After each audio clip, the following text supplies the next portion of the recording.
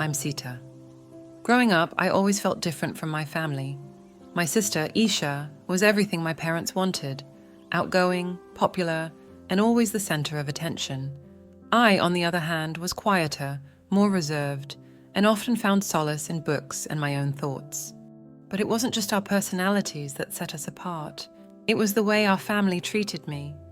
My parents, especially my father, had high expectations. They wanted me to be like Isha, social, confident, and always in the spotlight. When I didn't meet those expectations, I was met with disappointment and criticism. "Why can't you be more like your sister?" they'd often say. "Isha's always making us proud. Why can't you do the same?" Isha, instead of offering support, seemed to revel in my shortcomings. She'd mock me for my interests, belittle my achievements, and make me feel like I was invisible. At family gatherings, she'd always be the one getting attention, while I faded into the background. It hurt. It hurt more than I could express, but I kept quiet, thinking maybe things would change. As I grew older, the mistreatment didn't stop. In fact, it intensified. Isha would spread rumors about me, turning our relatives against me. She'd tell them I was lazy, unambitious, and a disappointment. Slowly, I began to feel like an outsider in my own family. I was the black sheep, the one everyone whispered about but never included. Then, one day, everything changed. Isha fell seriously ill. It was sudden, unexpected, terrifying, and the whole family was thrown into turmoil. People came to visit, bringing food, flowers, and prayers. Everyone was worried about Isha. I was too. Despite everything, she was still my sister. But I couldn't help the feelings that bubbled up inside me. The resentment, the anger, the years of pain, all of it resurfaced.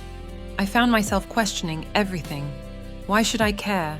Why should I be there for someone who had tormented me my whole life? But then I thought about it. I thought about how, despite everything, she was still family. I thought about how, maybe, this was my chance to show that I wasn't like her, to rise above the bitterness and be the bigger person. So I stayed.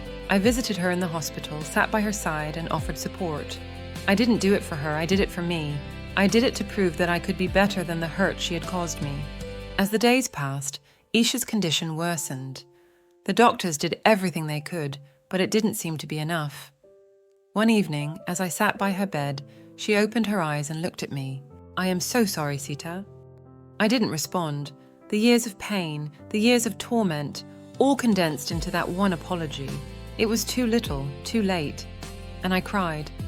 She passed away a few days later. The funeral was a blur. People spoke of her kindness, her laughter, her spirit. They spoke of the good times, the memories. I stood there listening. I didn't feel anything. In the weeks that followed, I found myself reflecting on everything. The years of mistreatment, the years of silence, the years of wishing things were different. I realized something important. Her death didn't change the past. It didn't erase the hurt, but it did give me a chance to heal. I decided to leave. I left the town, left the memories, left the family that had never truly accepted me.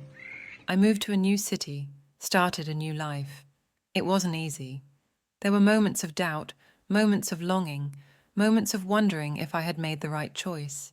But as time went on, I found peace. I found acceptance. I found a place where I could be myself without fear of judgment or ridicule. Maybe the pain I'd endured had a purpose. Maybe it had led me to this moment, this new beginning. Because in the end, I was the one who had the strength to walk away.